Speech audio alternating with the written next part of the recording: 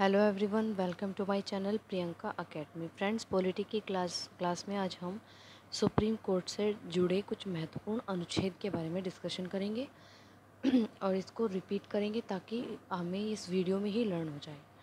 तो चलिए स्टार्ट करते हैं। सबसे पहले है अनुच्छेद 124। 124 में जो हम सुप्रीम कोर्ट है यानी सर्वोच्च न्यायालय की स्थापना और गठन के बारे में बताया गया है। किसके बारे में? 124 में स्थापना और गठन के बारे में। नेक्स्ट है अनुच्छेद संख्या 125। इसमें न्यायाधीशों का वेतन। फ्रेंड, जब हम स्थापना कर देंगे उसके बाद हम जो न्यायाधीश वहाँ पर नियुक्त करेंगे उसके वेतन के बारे में डिस्कस करेंगे उससे अगले ही यानी कि 125 अनुच्छेद संख्या में। अगला है अनुच्छेद संख्या 126। तो अनुच्छेद 126 में जो कार्यवाहक मुख्य न्यायाधीशों की नियुक्ति की जाती है। एक मेन होंगे, एक होंगे कार्यवाहक न्यायाधीशों की नियुक्ति। उसके बाद आपको याद रखना है कि स्थापना के तुरंत बाद न्यायाधीश, फिर कार्यवाहक और उसके बाद तदर्थ न्यायाधीशों की नियुक्ति होगी अनुच्छेद 127 में।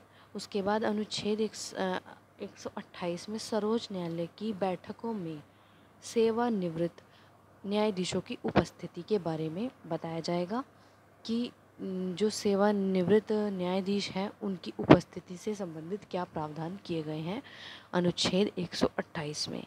अनुच्छेद 129 में उच्चतम न्यायालय का अभिलेख न्यायालय होना, ठीक है, इसके बारे में बताया जाएगा। अनुच्छेद संख्या 130 सुप्रीम कोर्ट की सीट के बारे में। सुप्रीम कोर्ट की सीट 130। अनुच्छेद संख्या 131 में सर्वोच्च न्यायालय का मूल क्षेत्राधिकार कहाँ है। और 131A के जो है वो प्रश्नों के संबंध में सर्वोच्च न्यायालय का विशेष क्षेत्राधिकार है। प्रश्नों के संबंध में सर्वोच्च न्यायालय का विशेष अधिकार 131A में मनाया जाता है। केंद्रीय कानूनों की संवैधानिक वैधता निरस्त।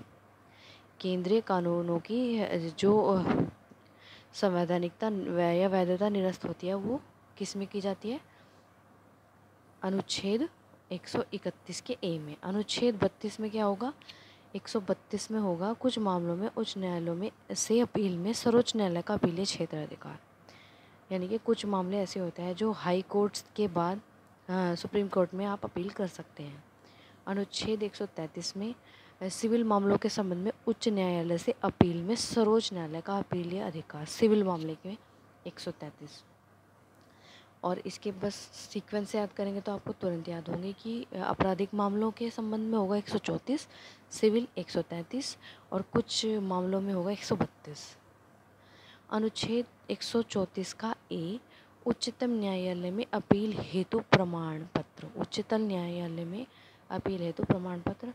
अनुच्छेद संख्या 135 विषय वस्तु आपराधिक मामलों के संबंध में 135। अनुच्छेद संख्या 135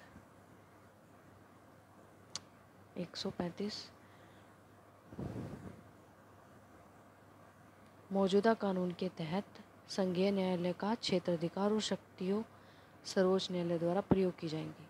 मौजूदा कानून के तहत संघीय न्यायालय का क्षेत्राधिकार और शक्तियाँ सर्वोच्च न्यायालय द्वारा प्रयोग की जाती हैं। अनुच्छेद 135। अनुच्छेद 136 विषय वस्तु उच्चतम न्यायालय द्वारा अपील करने की विशेष अनुमति।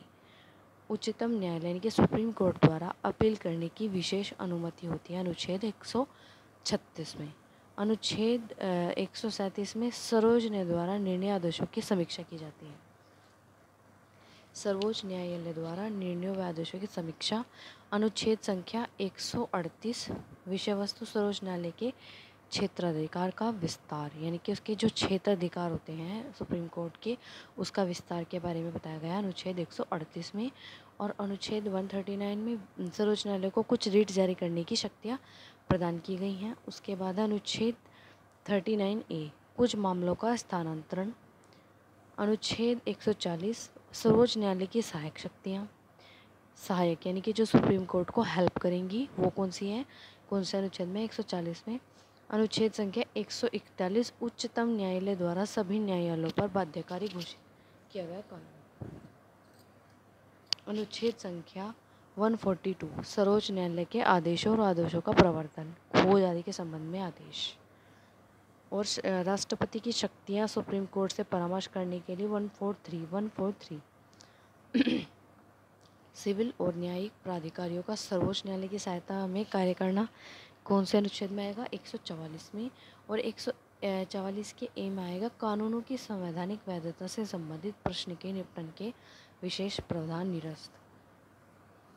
अनुच्छेद 145 विषय वस्तु न्यायालय के नियम आदि। अनुच्छेद 146 अधिकारी व सेवक व उच्चतम न्यायालय के व्यय। अनुच्छेद संख्या 147 विषय वस्तु क्या है इसकी? व्याख्या। तो फ्रेंड्स इसमें बहुत न्यायालय के जो नियम हैं कौन से अनुच्छेद में होंगे? 145 में होंगे। न्यायालय के नियम 145 में इम्पोर्टेंट है। उसके बाद बात करते हैं राष्ट्रपति की शक्तियाँ सुप्रीम कोर्ट से परामर्श 143 में।